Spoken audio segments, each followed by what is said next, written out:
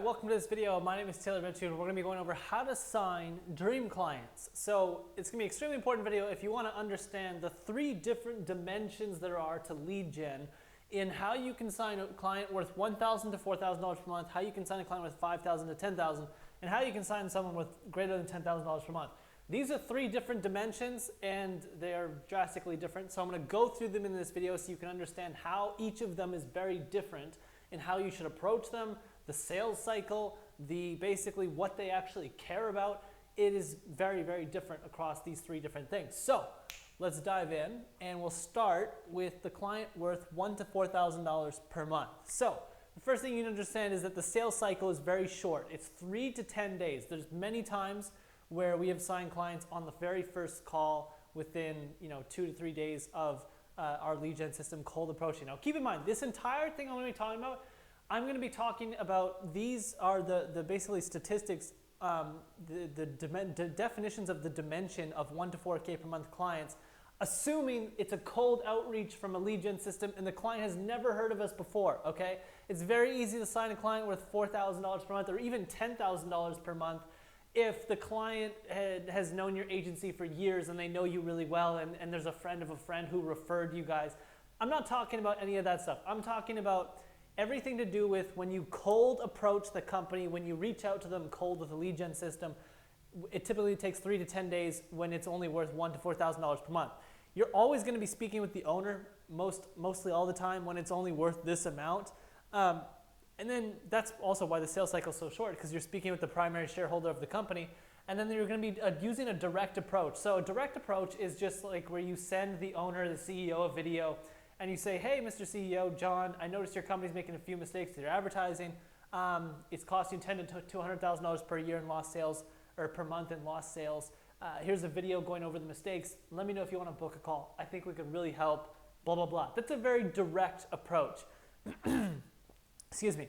And then that usually only takes 1 to 2 sales calls. Almost always you should be able to close this in 1 to 2 sales calls. I don't think I've ever actually signed a client worth less than $4,000 or $4,000 per month and had to do 3 sales calls.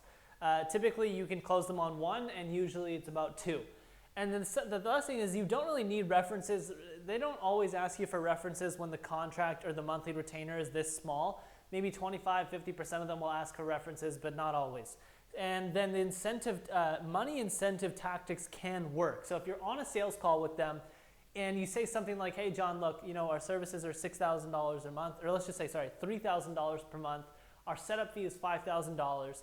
But if you're willing to sign a 6-month contract, what we'll do is we'll give you $2,000 discount on the setup fee. And if not, well, it'll just be the regular price. Or whatever, something like that, which is what we've used and I've used a lot in the past, will work a lot. It will work, but it's not all the time. I've had clients at $3,000 a month where I knew that just any form of sales tactic, incentive, discounting, pricing, they wouldn't like it, and so I didn't do it. So you got to be careful about this one, but it can work usually in this range. Then the prospect usually cares more about the price or fee. So in this stage, usually you're going to be working with a company that's a smaller company, or somebody that's, again, they're not paying $10,000 to $20,000, $30,000 a month. So they usually care more about the price or the cost of your fee and your agency, right? They're not thinking more about the value that you could deliver. They're more thinking like, ooh, I don't have a lot of money, but how much is your fee? They're more concerned about your fee. And this is why the incentive, the money discount incentive or tactics can work better on a sales call, because they're usually more concerned with the fee since they're a smaller company or whatever.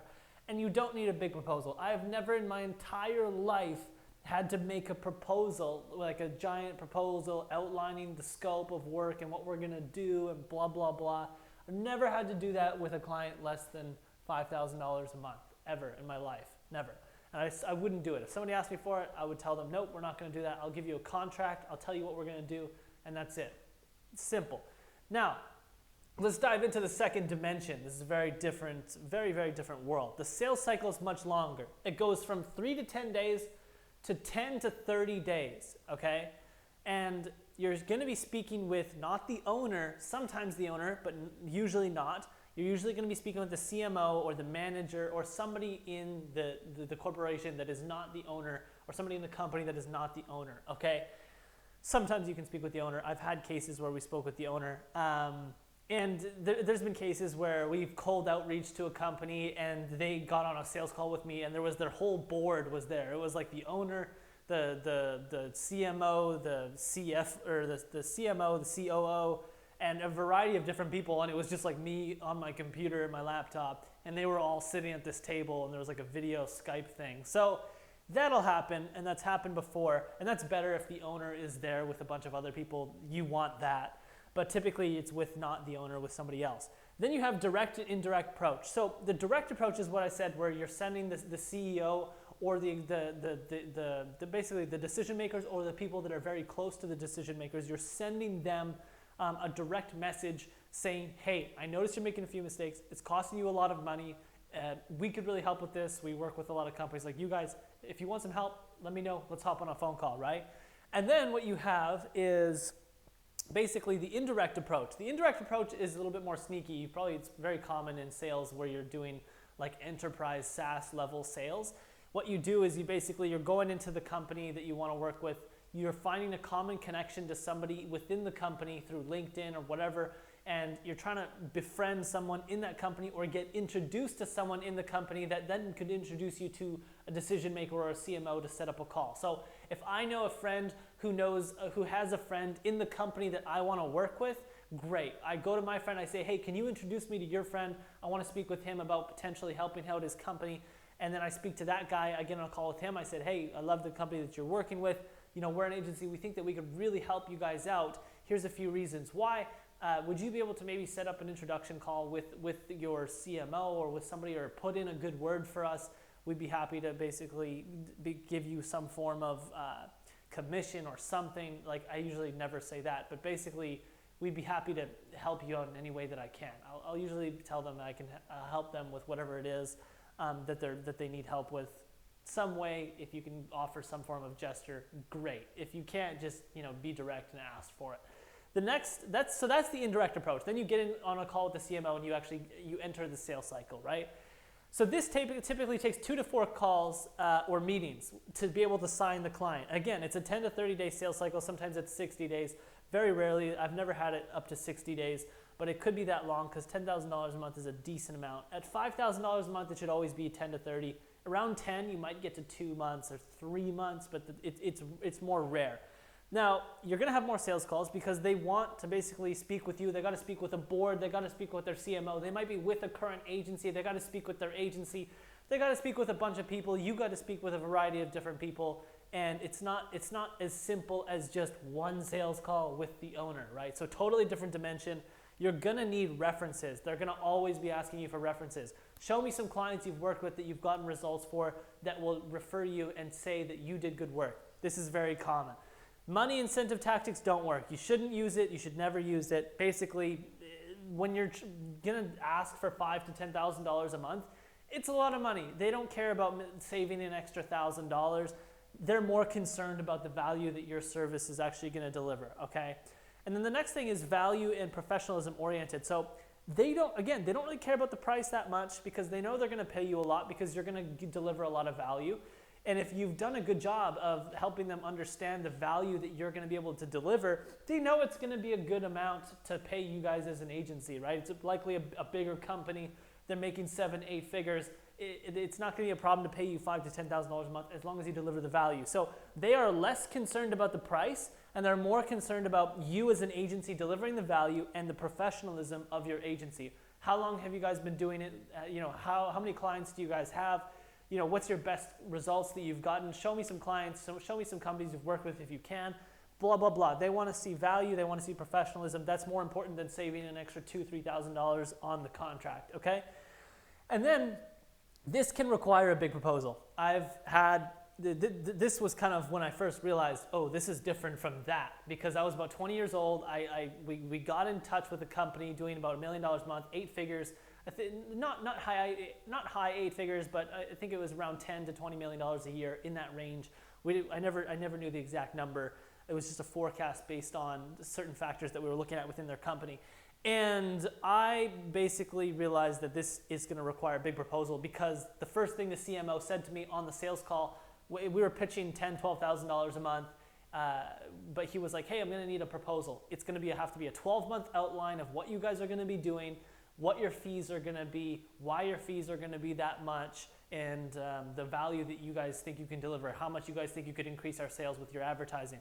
So we had to build that proposal. I'd never built a proposal like that where I was outlining exactly what we were going to do for 12 months. That was very new to me because for a long time, for the first year in my agency, I had only been over here in this first dimension. And then I got over here and I was like, ooh, this is different, right? Like, what is this proposal thing? I'd never even heard of it. I had to like Google it and figure out how to build a big proposal. But this is entrepreneurship, and just as you grow an agency, you learn more things. So they can require a big proposal. That's common, especially at closer to $10,000 a month. You're almost always going to be asked for a proposal outlining everything, and then they're going to have to review the proposal. They're going to have a second call with you to go over the proposal, and then a third call to potentially negotiate, and usually even like a fourth call. So you got to go back and forth, but it's well worth it because you're looking at a deal that's potentially worth anywhere between $35,000 to $130,000, $140,000 a month if you charge a setup fee or not. $120,000 a month would be the standard at $10K a month, but if you have a setup fee that's a decent setup fee, then be a bit more. So it's a good sized contract. It's worth the sales calls. Now let's dive into the last dimension. So probably the most exciting dimension for a lot of people, but it's also one of the most boring dimensions to try to enter. Here's why. At greater than $10,000 a month, what you're looking at is a sales cycle between 1 to infinite amounts of months. I'm not even joking you. If you look at enterprise level SaaS and these companies that sell enterprise level SaaS, the deals that they're working on can go for years, like 5 years long. Okay, if you've read Combo Prospecting by Howard Hughes, phenomenal prospector. He's one of the greatest sales people and prospecting. He's worked for many enterprise level SaaS companies, and there was a deal that he was working on. It was worth like $50 million or something like that. And he worked that deal with a team of 5 or 6 other people for like 3 years and got the deal. So when I say infinite amounts of months, it's just because I said greater than $10,000. This deal could be worth $1 million, it could be worth $2 million, it could be worth 50.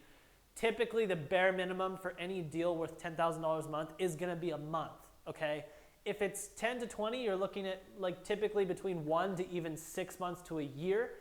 And this makes it extremely boring. This makes it very boring for most agencies. Most agencies don't want to build a lead gen system that goes into this area and basically tries to attack this vertical, because this vertical is not rapid. Like this vertical, this dimension over here is 3 to 10 days. You send a message, you could sign that client in 3 to 10 days. But this one, worth much more, is, could take 6 to 12 months to even 2 to 3 years.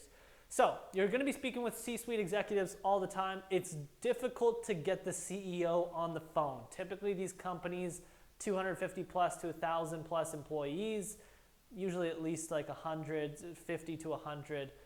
Sometimes you can find them where they're like micro, like 10 employees, and you can get the $10,000 a month contract. That's great because then you can speak with the owner. But those are kind of anomalies, so I'm sticking to what the average is here. And the approach that you're going to take is indirect. That's the better approach to take when you're reaching out to a corporation, a large company, when there's a huge board of people and blah, blah, blah. The reason why is because it's just a direct approach doesn't really work as well. When it's something like this, you want to go through a friend of a friend and get somebody in the company to refer you to the CMO. It works a lot better than running ads, trying to get their attention, or just sending a cold message to the CEO. But a cold message to the CEO can go really far. This is why I say that you need to do both. I've done both, and actually in the beginning I only did direct, and I pissed a lot of companies off. I sent like messages to like 20, 30 employees in the company, and the message was like a templated message, and it said, hey, I sent a really important message to your CEO. Can you tell John to check my message, please? That'd be amazing.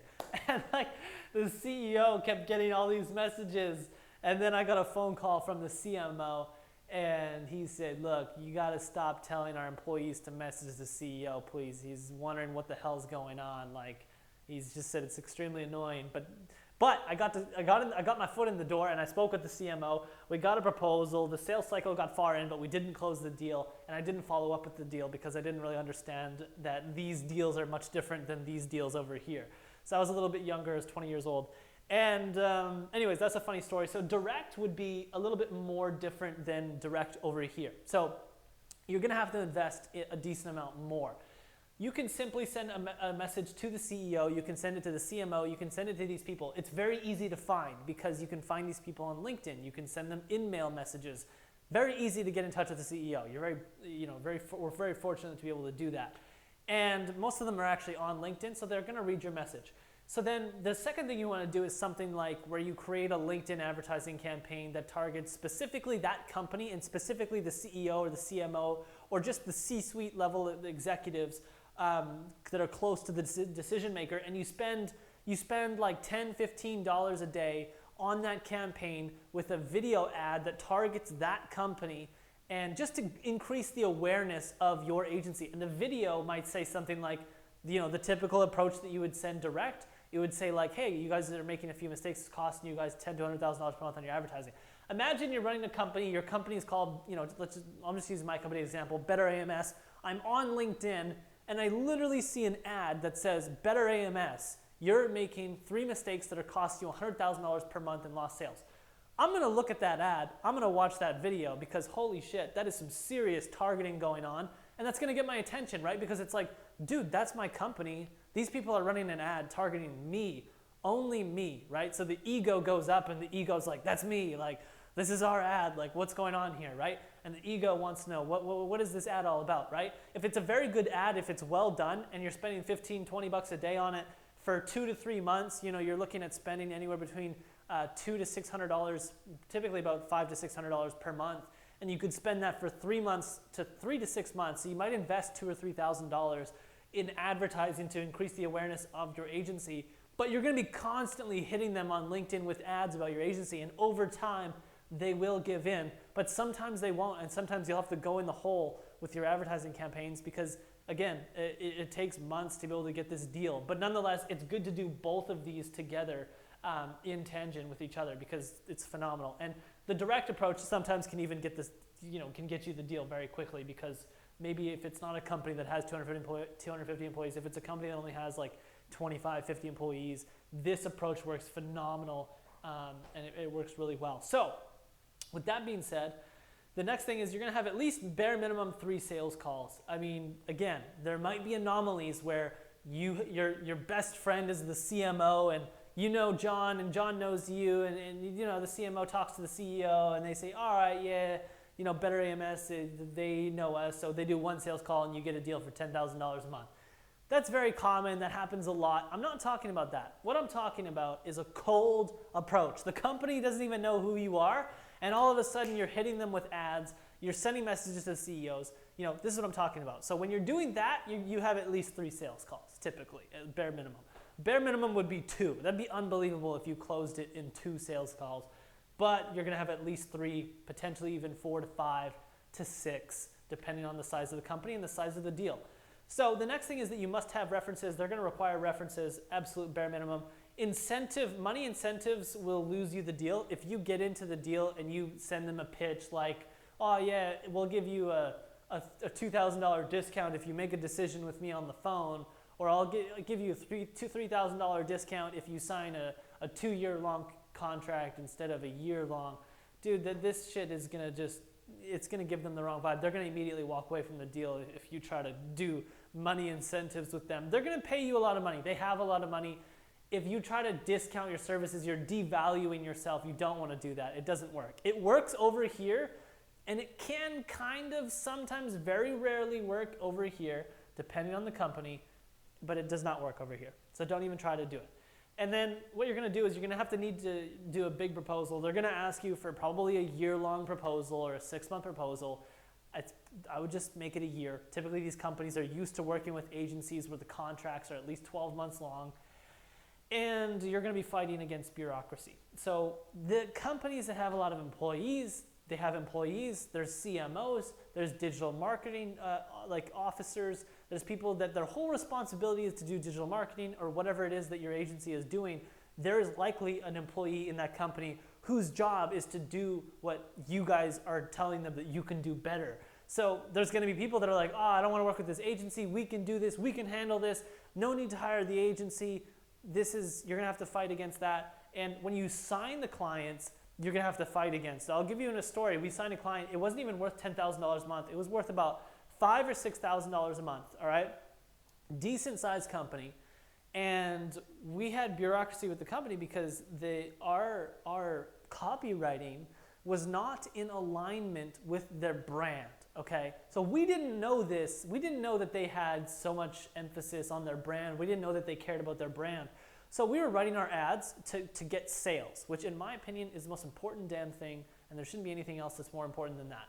But this is what happens when you get a company and there's drama and bureaucracy, and there's lots of people involved that are all trying to climb their way to the top and prove their position to the CEO. We were dealing with somebody who basically said, you know, I don't like this agency. They're not doing copywriting that's in alignment with the brand. I could do a better job than them.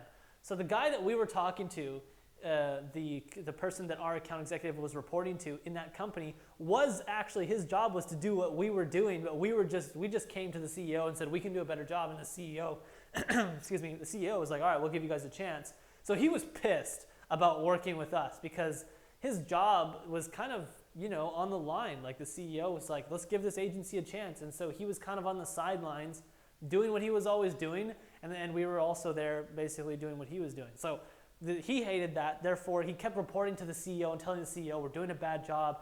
You know, even though the sales are fantastic, the branding is terrible. It's going to hurt the brand.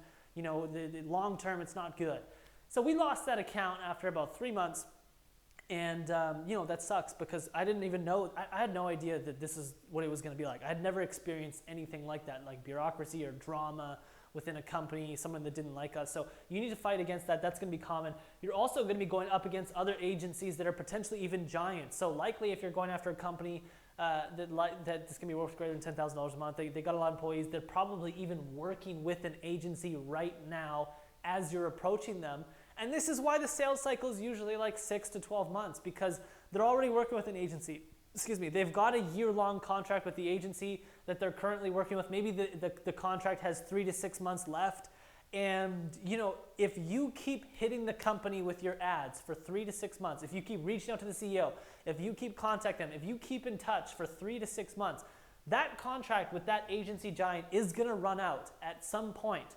And this is why it's important to be doing prospecting on that company for at least like a year, because when that contract runs out, they are going to have a choice. Do we want to re-sign with this agency, or do we want to give this other agency a chance? Sometimes they'll sign your agency even though they're already with an agency, but if they're offering different services, that's of course, but if you're offering the same service, very rarely will that happen. But this is why it's important to keep hitting them for 6 to 12 months because there's a contract that they may have with an agency. Even if they tell you, you know what, we're working with an agency, you got to keep hitting them because the contract is going to end. And if you keep showing them that they're losing out on money, you can make this agency look bad. And that is the job of what you're doing, right? It's your competitor. You want to make them look bad. Tell the company all the mistakes that the agency is making that the company, the CEO, the CMO doesn't see. So that way you say, hey, CMO, blah, blah, blah. Like if they tell me, hey, you know, we already have an agency, but thanks for reaching out. Your advertising on LinkedIn was really good. I liked your ad. That was fantastic. But we're working with an agency right now. All right, I'm gonna go create a LinkedIn ad, a video ad, and that video ad's gonna say, hey John, or whatever the company's name is. Hey John, Hey Better AMS. You know, the agency you're working with is doing a poor job managing your advertising. Here's 3 reasons why. So if they just give me an objection, like we're working with an agency, I'll just turn that objection into an ad and I'll start hitting them with it. Because eventually they're gonna realize that, like, you know what, this might be serious. There might be some serious money being left on the table.